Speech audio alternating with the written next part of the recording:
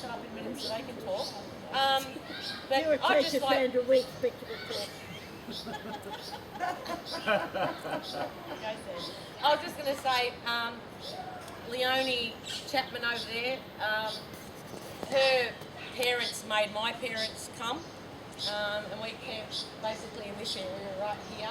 That was in the late 50s. They had originally camped at Grey River, and then when they came here, they helped plant the trees and helped, like probably everyone did, bring sand, because this place used to flood like anything. Like there was little creeks running through it. Yeah, they got sand. Trying to get to sleep with those frogs, Kelly. It's night. Don't you remember the frogs in the swamp? No idea about the frogs.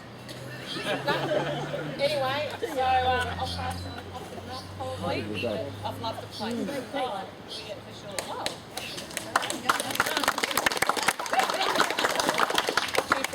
So, we were fortunate. Mum and Dad came down here in the early 60s, mid-60s. I was just a baby. And through some friends of theirs called the Brobirds, they had a little place up the hill. And Mum said, let's get a block of land. And we paid something like £300 back then for it. And then, so we've been coming down since 1969. The house was built in the early 70s, the little hexagonal house. Everyone knew the hexagonal house on the hill. And still standing, it's still the old original, barely had anything done to it, but that's what we love about it. It's just the holiday house and the memories and the friends I've made over the years, and they're still lifelong friends, which is fabulous. But my husband down here, who didn't come today, because he said, I don't know any of these people, these are people you grew up with. I'm like, okay, I'm going to have fun without you.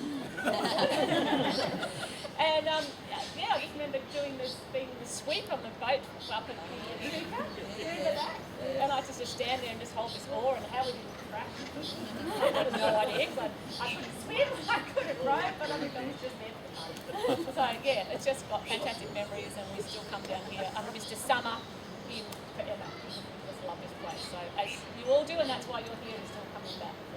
It's great to see everyone. So I'll pass it on to you.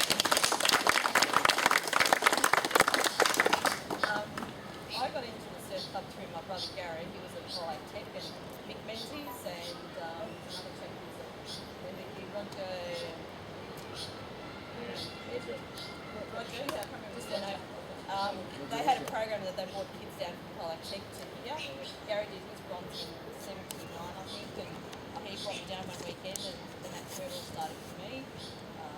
Bronze, I was involved with the club for another 10 years after that, patrolling. It was a pretty tough time, because then your whole weekend, your whole summer is taken up down here, but that's what you do. As a volunteer, that's what you do. And then met my husband down here, started coming down through other friends, and we got married, had kids, stopped for a few years, and then we've become involved again. So we're still actively involved in the club, like patrolling, but I help with the members, I help out with programs, and my whole family comes down here now. I've got my brothers that come down with their kids, they've all done their bronze at some point. So it has become, for us, it's become a real family thing. It's a part of our life, it's a part of our psyche. For all of you, it's a part of your life, and it should never ever be taken away from you. It's really, really important these things occur. If we can do this every year, every 2 years, it's just to catch up. And it's great to see everybody. I don't know a lot of you, and you might not know me, but I know your names. I've seen it all in your history, and it's great to have it with you. So thank you, everybody. Thanks. And it's quite sad that it takes something like what happened with One River for this to happen, to get this sort of thing going. But it's a great, it's a lot to be said for what we are, it's just important.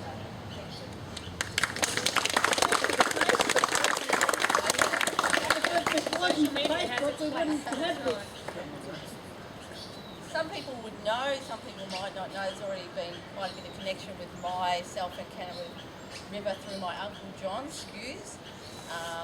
He's my uncle, and obviously was very connected with the club right from its initial beginnings. And Tim is my brother, so... It's lucky you're still alive, because you've got a gun in your head. I will explain this in a minute. I'll explain this in a minute. But just getting back to the surf club and the women's surf lifesavers, I know when I speak to people I haven't met before, I often say my greatest claim to fame is that I was one of the first women's surf lifesavers in Australia. And I think you know, considering what's happening, you know, there's women's football at the moment, and I wish I was part of that. But I can say that, you know, that I was part of the first women's surf lifesaving group in Australia. I consider that an absolute honour, and I also think that as it connected to Kennett River, that that's a really fabulous thing for us as a group, but certainly for Kennett River itself is fabulous that we were part of that, and I think that's a great thing in history for us, and for us to be connected in that way, and who's unfortunately not with us, I think that's fantastic. My family has a fantastic connection with the Kennett River Surf Lifesaving Club through John, who was one of the initial members, and my mum, who was there was a women's sort of Ladies auxiliary. Cookbooks. You used to have the fates. Cookbooks, they used to put it. Yeah, Leonie up there's got one of the original. one of the original cookbooks. Well, there you go. There was sort of that was how women were involved initially through the surf club, and then it progressed to actually us doing the actual surf lifesaving, which I think is fantastic. I just want to go to this, and I must thank Ash for this t-shirt, but I know through the Kennett River Facebook site there's been lots of fantastic photos put on there, and this is me in here. It's a very long time ago, but I guess this was one of the photos that was put up there, and I know Ash put it on a t-shirt, and I feel very, very special that he gave this to me. But when we were younger, at the end of summer, a long summer when we were here for 6 weeks, everybody would get together, and you know, the parents would all be packed up and we'd all be ready to go, and all us kids, I was probably about 16 in this photo, would all get together and do really silly things just as that final moment before we left to go home. And my mum always used to say, why can't you kids just stand there and just take a photo and just be really nice and really serious? And we'd all be jumping around, being silly and jumping on each other and using plastic guns to pretend to be shooting each other, which is a little bit politically incorrect. but we'd all do these really silly things, and Neil Taylor, who's sitting here, was one of the group, was our photographer, and there's lots of photos that Neil took that are like this. And so this is myself with the shell necklace, and another couple of people who aren't here at the moment, Peter Williams and Peter Sherman. We were just forming this big group, and we have almost a series of photos from every end of summer where we'd all get together and just to be really, really silly with each other. But they're great There's a memories. photo album here if someone wants to watch it. So once again, I thank Ash. Ash actually just printed this on, and I when he gave this to me yesterday, and so I will have it on, but I probably won't wear it anywhere else because it has got a gun in it. That's your head. But we were just being silly, as I said. So, but just to reiterate what everybody else has said, I think, you know, each of us have a different association with Kennett River, which is special to us in different ways, but it still connects us through this place, but to each other. And I know there's quite a few people who are not here today who would like to be here as well. But, you know, I guess I certainly feel very lucky to have this connection with these girls, and, you know, and our part in history, and certainly also in terms of just our part and connection together. I know, as Kim said, there's lots of different groups, and even myself, I'm getting to know a few people that I go, oh, that's right. But it's certainly, you know, I think for my parents bringing us down here, I feel that was a fantastic gift to me, that my parents brought me here, and I guess through my family and through my history, I feel that was an absolute gift. Before we finish, one tea or two teas? Kennett River. Come on,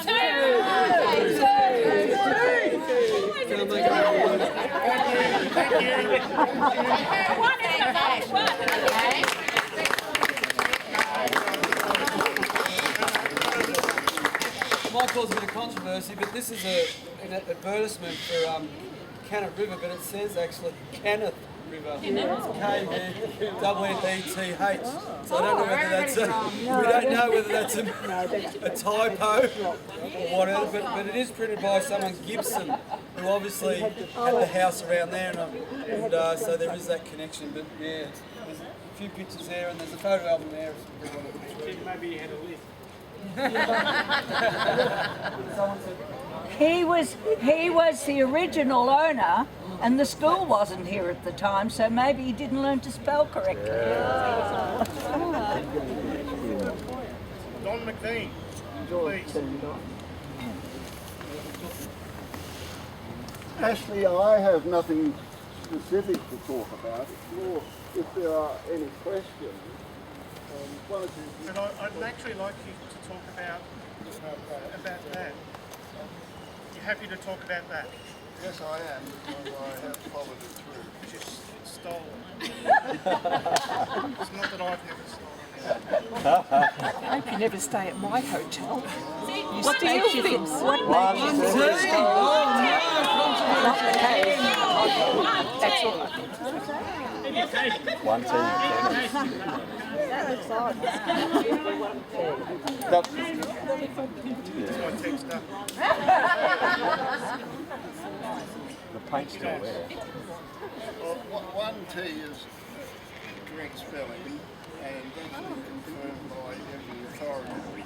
And I took it up in 1995, and I wrote to the manager of Vic Roads, and then he told me to write on to the Colac Otway Shire, and I did.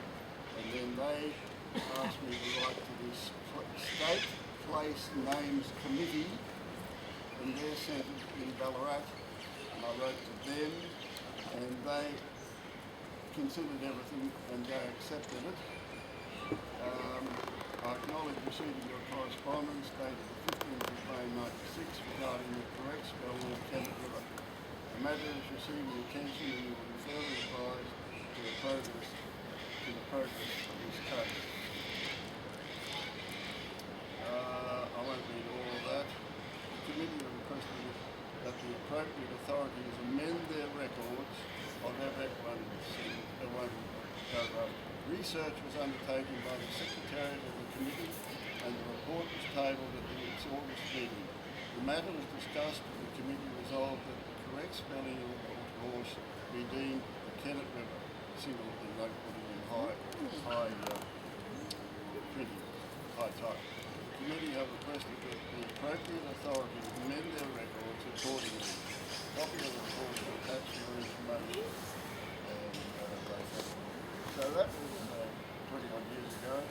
Before that was the chap on the motorbike, and it's a single T.